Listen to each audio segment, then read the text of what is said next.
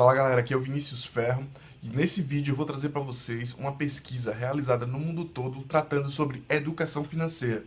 Eu vou comentar aqui as perguntas feitas na pesquisa e você vai se surpreender com o resultado. Vamos para a tela.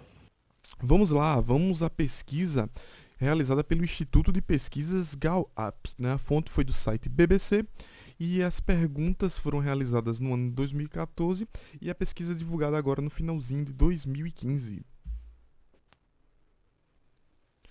Diversificação de riscos, esse é o tema da pergunta. A pergunta vem trazendo a seguinte questão: suponhamos que você tem uma quantidade de dinheiro. É mais seguro colocá-la em um negócio, em um investimento ou em múltiplos negócios e investimentos? Esse tipo de pergunta, a resposta mais razoável seria: o melhor é diversificar em múltiplos investimentos. A teoria financeira, principalmente na parte de riscos, na teoria da carteira, ela fala muito bem que para diluir os riscos, você deve diversificar os seus investimentos. É aquela velha história de não colocar todos os ovos dentro de uma mesma cesta, né? Porque se a cesta cai, se existe algum problema com aquela cesta de ovos, todos esses ovos se quebram. Então o ideal é diversificar, colocar um pouquinho em cada ativo para que as características de risco que são diferentes de cada ativo possam se compensar, né? Ou seja, aquele ativo que em determinado período pode estar num baixo retorno, num baixo rendimento, outros ativos, né, que têm comportamento diferente podem estar dando um retorno superior e assim se compensar. Então, de maneira geral, o risco vai se diluindo quando você diversifica os seus investimentos. Essa é a resposta correta. Nada tão complicado de se entender, mas que no final da pesquisa você vai se surpreender com os resultados. Tenho certeza disso. Vamos para a próxima. Inflação. Suponhamos que nos próximos 10 anos o preço das coisas que você compra dobre. Se sua renda também duplicar, você será capaz de comprar menos do que pode adquirir hoje, o mesmo ou mais do que consegue comprar hoje? Vamos à resposta.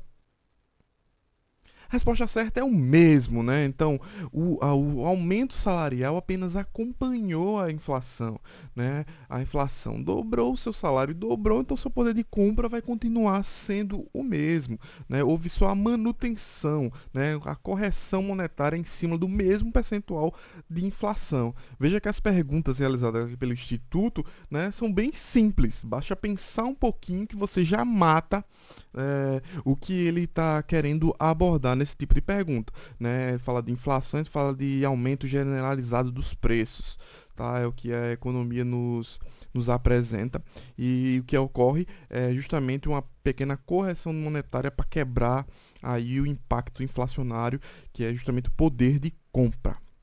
Vamos para a próxima. Aritmética. Suponhamos que você precise pedir emprestado R$ 100. O que mais é vantajoso? Devolver 105 ou 100 mais 3% de juros?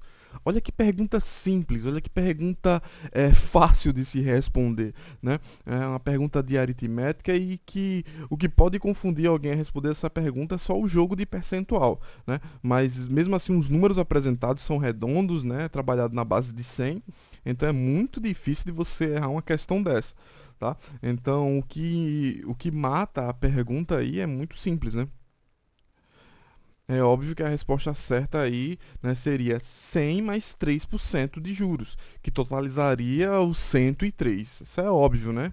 De 100 para 105, um aumento de 5%.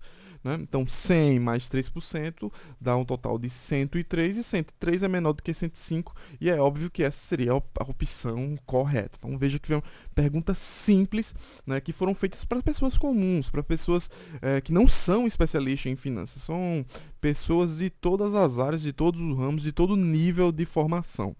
Vamos para a próxima. Juros compostos. Imagine que você vai depositar dinheiro no banco durante 2 anos e a instituição se compromete a pagar juros de 15% ao ano. O banco acrescentará em sua conta mais dinheiro no segundo ano em relação ao primeiro ou depositará a mesma quantia nos 2 anos? Beleza, o tema dessa pergunta é juros compostos. Tá? Então, sendo uma aplicação composta, né, esses 15% trabalhará no que nós falamos popularmente, juros sobre juros. Então, vamos imaginar. O rendimento do primeiro período vai ser 15% ao ano. O montante vai ser o principal mais 15%. Para o segundo período, a taxa de 15% será aplicado em cima do principal mais o montante gerado em cima do primeiro período.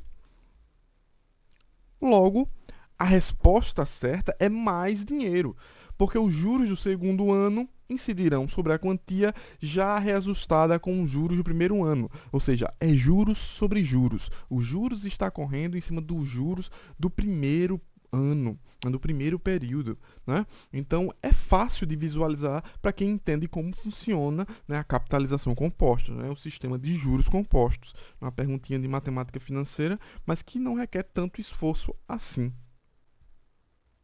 Próxima. Outra. Suponhamos que você tem 100 em uma conta poupança e o banco paga 10% ao ano pelo depósito. Quanto dinheiro você terá na conta depois de 5 anos, se não fizer saques?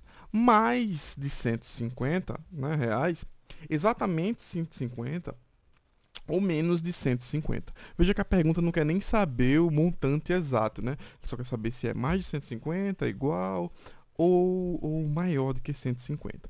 Vamos lá. Se nós imaginássemos que essa capitalização fosse de característica simples, ou seja, os 10% iriam incidir, né, em cima dos R$ 100 aí, de maneira linear. Então, no período de 5 anos, ia render 10, 10, 10, 10, e obviamente fecharia exatamente nos 150, igual a 150. Só que é o seguinte, como ele trata de juros compostos nessa questão, nessa temática de juros compostos, então o que é que acontece? No primeiro período, o rendimento de 10%, né, ou seja, 110 no montante, seria a base para a capitalização de mais 10%, ou seja, os juros sobre os juros daria um montante bem maior, né, um pouco maior aí do que os 150 que a gente está calculando de maneira linear pela característica de ser juros compostos. É o mesmo fundamento da outra pergunta, só que sendo aplicado aí de maneira diferente. Então, a resposta certa é mais de 150, justamente por causa dos juros compostos, que incidirão sobre o primeiro e assim sucessivamente. Vamos ao resultado. Então, aqui em cima eu coloquei o link, né, onde foi extraído a reportagem sobre essa pesquisa, e abaixo estão os resultados da pesquisa sobre educação financeira. O primeiro é falando sobre os países escandinavos que têm o maior nível, né, o mais alto nível de conhecimentos financeiros. Então, os melhores resultados da pesquisa ficaram aí com os países escandinavos. O segundo está tratando do percentual de acerto de alguns países. Então, Israel ficou com 68%, Canadá 68%, Reino Unido 67%, Holanda 66% e Alemanha 66%. O terceiro tópico, os Estados Unidos ficaram em 14º lugar na lista. Veja, a maior economia do mundo, né, ficou em 14º lugar nessas perguntas que são relativamente simples, são fáceis de compreender.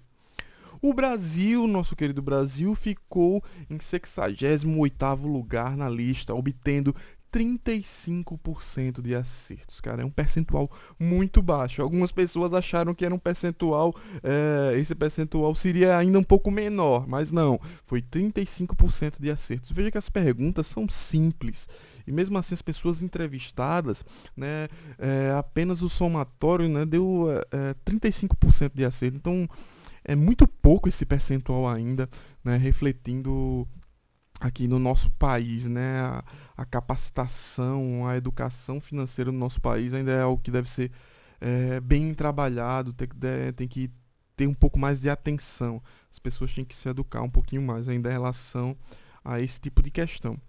Foram entrevistados 150 mil pessoas de 148 países em 2014 e, como eu falei no começo, o resultado dessa pesquisa foi agora no finalzinho de 2015 e eu estou trazendo aqui para vocês em primeira mão esse vídeo. Espero que tenha atendido, que vocês tenham aprendido, que a gente possa estudar um pouco mais e melhorar esse percentual aqui que o Brasil ficou, né?